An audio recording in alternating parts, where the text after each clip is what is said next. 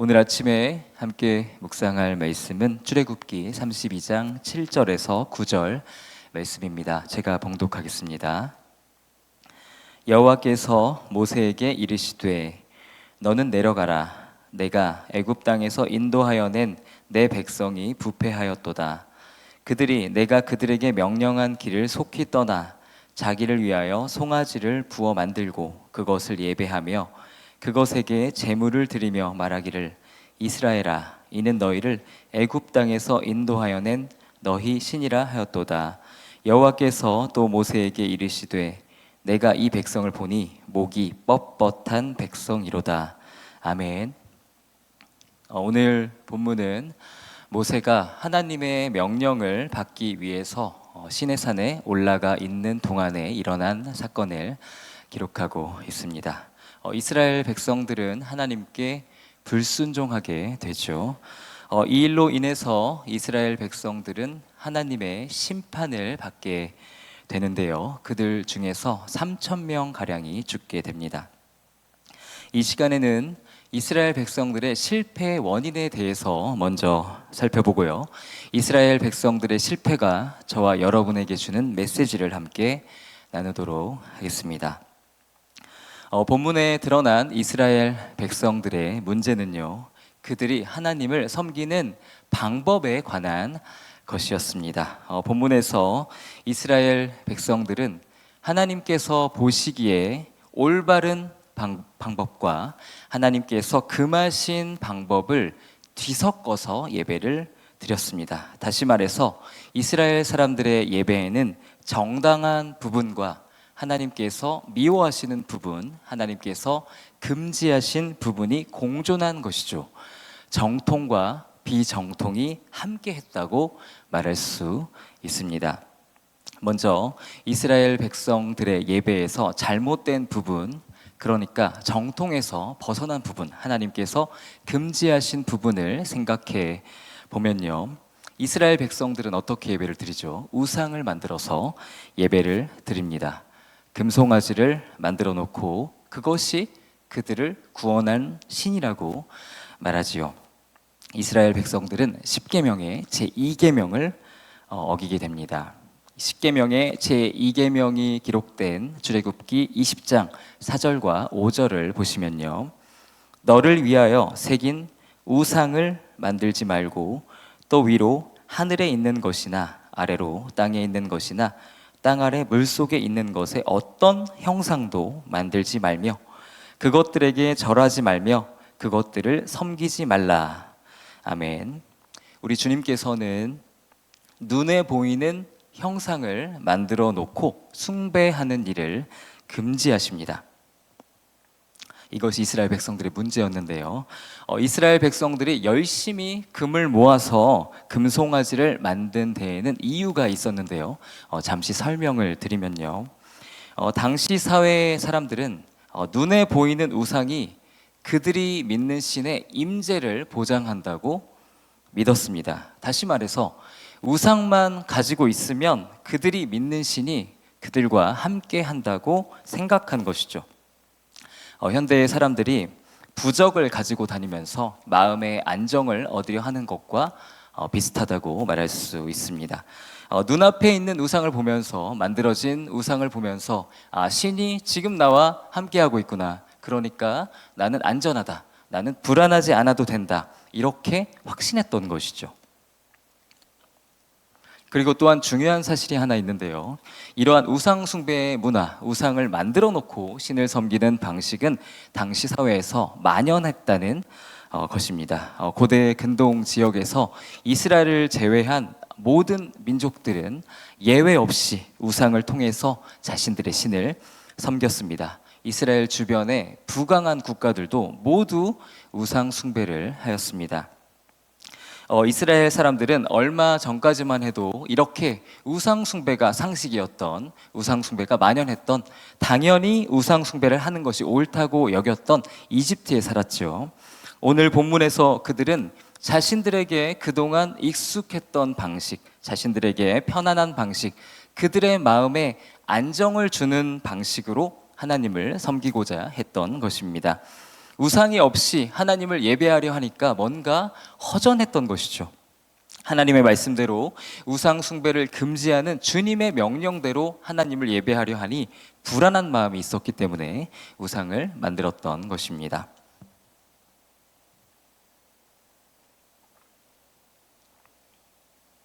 지금까지 이스라엘 백성들의 예배가 잘못된 점에 대해서 알아보았고요. 이번에는 이스라엘 백성들의 행동에서 정당했던 부분, 그러니까 정통에서 벗어나지 않은 부분에 대해서 살펴보도록 하겠습니다. 출애굽기 32장 6절을 보시면요, 이스라엘 백성들은 번제와 화목제를 드립니다. 번제와 화목제를 드리며 예배하는 방식은 하나님께서 기뻐하시는, 하나님께서 명령하신 방식이었습니다. 예배의 올바른 방식이었던 것이죠. 그리고 이스라엘 백성들은 예배 가운데서 자신들을 애굽에서 인도해 내신 신, 출애굽의 은혜를 준 신을 찾습니다. 바른 방향이었죠. 더하여서요, 32장 5절을 보시면요, 아론이 보고 그 앞에 제단을 쌓고 이에 아론이 공포하여 이르되 내일은 여호와의 절일이니라 하니, 이렇게 기록하고 있습니다.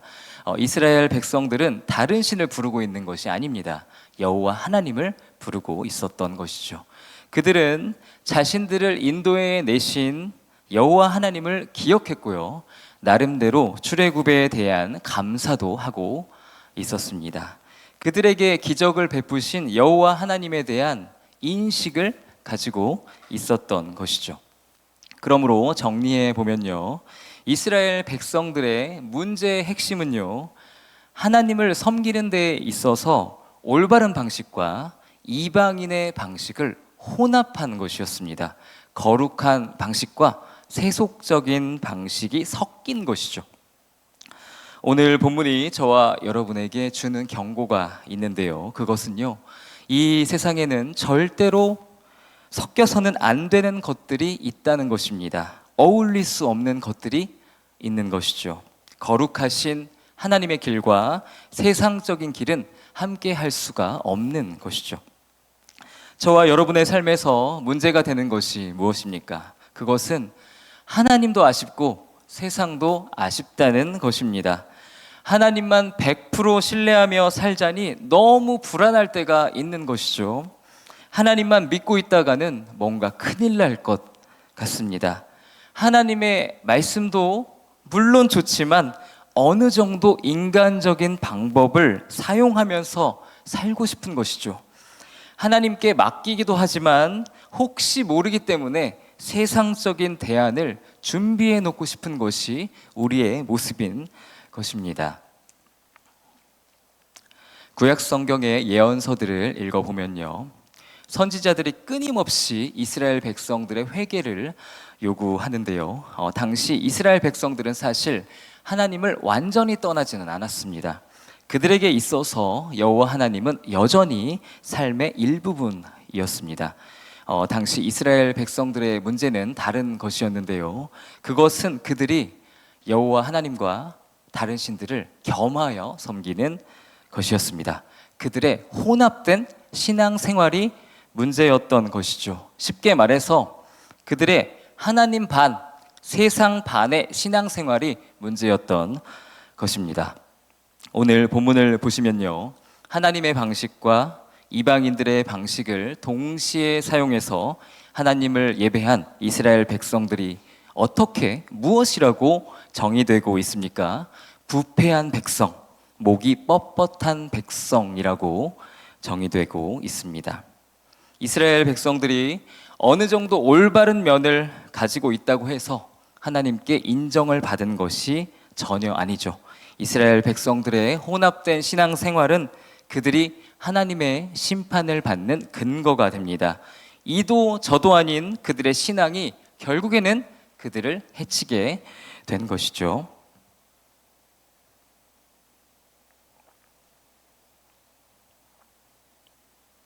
오늘 아침에 이 말씀을 묵상하면서 우리의 삶을 성찰해 보기를 원합니다. 여러분의 삶은 어떻습니까? 여러분의 삶에서 하나님의 방식과 세상의 방식이 공존하고 있지는 않으십니까? 절대로 어울릴 수 없는 거룩과 세속, 정통과 비정통이 함께 자리하고 있지는 않으십니까? 그리스도인답지도 않고 그렇다고 비그리스도인도 아닌 애매한 삶을 살고 있지는 않으신지요? 우리가 고민할 필요가 있습니다. 예수님께서는 마태복음 6장에서 말씀하십니다. 한 사람이 두 주인을 섬기지 못할 것이니 혹 이를 미워하며 저를 사랑하거나 혹 이를 중히 여기며 저를 경히 여김이라. 아멘. 사랑하는 말씀 삶 공동체 성도 여러분, 오늘 본문이 우리에게 주는 메시지를 기억하시기를 바랍니다. 이스라엘의 실패를 생각하시기를 바랍니다. 하나님께 순종하되 어느 부분도 남김없이 철저하게 100% 주님의 말씀 그대로 온전히 순종하시기를 주님의 이름으로 기도합니다. 우리의 믿음의 길에는 회색지대, 중간지대라는 것이 없는 것이죠. 하나님께 한 발, 세상에 한 발을 걸친 삶은 결국에는 비극적인 결과를 가져오는 것임을 오늘 본문은 증거하고 있습니다. 여러분, 한 번 사는 인생, 주님께서 허락하신 너무나도 소중한 인생입니다. 세상과 하나님 사이에서 갈팡질팡 하시지 마시기를 주님의 이름으로 기도합니다. 오늘 우리가 주님 한 분만을 섬기기로 결단한다면 세상과 더 이상 타협하지 않고 세속적인 요소들을 나의 삶에서 제하여 버리기로 결단한다면, 오직 믿음으로 살아가기로 결단한다면 우리의 삶에 그 순간부터 새로운 영적인 세계가 열릴 것임을 믿습니다.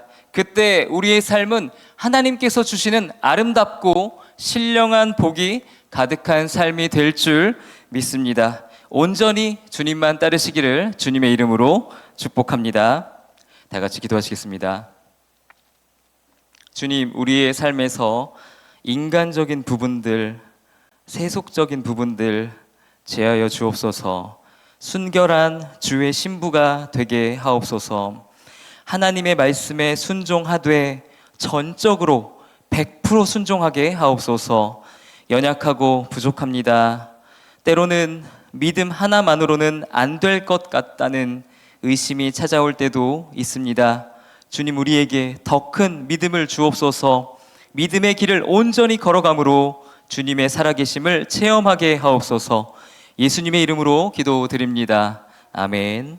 이 시간 다음과 같은 기도의 제목으로 기도드리겠습니다. 지금 들은 말씀이 내 삶으로 이어지게 하옵소서. 예배와 말씀 묵상을 통해 예수 그리스도와 동행하는 말씀 삶 공동체가 되게 하옵소서. 몸과 마음이 아픈 이들, 믿음이 연약한 이들을 회복시키시고 오늘을 새롭게 살아갈 힘을 주옵소서. 구교구 싱크와 10교구 다음 세대를 축복하시고 하나님의 은혜를 구체적으로 경험하여 신앙적으로 성장하게 하옵소서. 말씀 삶 공동체 성도들이 추석 연휴에 주님의 진리를 전하는 일에 쓰임받게 하옵소서. 이 나라의 지도자들을 축복하시고 하나님을 경외하는 마음을 주옵소서. 공동의 기도 제목과 각자의 기도 제목을 따라서 자유롭게 기도하시다가 삶의 자리로 나아가시겠습니다. 하나님 감사드립니다. 주님의 말씀을 우리에게 주님 듣게 하시니 감사드립니다. 오늘 말씀 우리가 기억하며 삶의 현장에서 적용하기를 원합니다. 주님, 이스라엘 백성들의 실패를 기억합니다. 하나님도 섬기고 싶었지만 하나님 인간적인 방식들, 우리의 이성과 우리의 경험으로 납득되어지는 방식들을 사용했던 이스라엘 백성들을 기억합니다. 하나님, 온전히 주님을 섬기게 하여 주옵소서. 하나님께 순종하되 하나님 온 마음을 다해서 전적으로 주님께 순종할 수 있도록 인도하여 주시옵소서.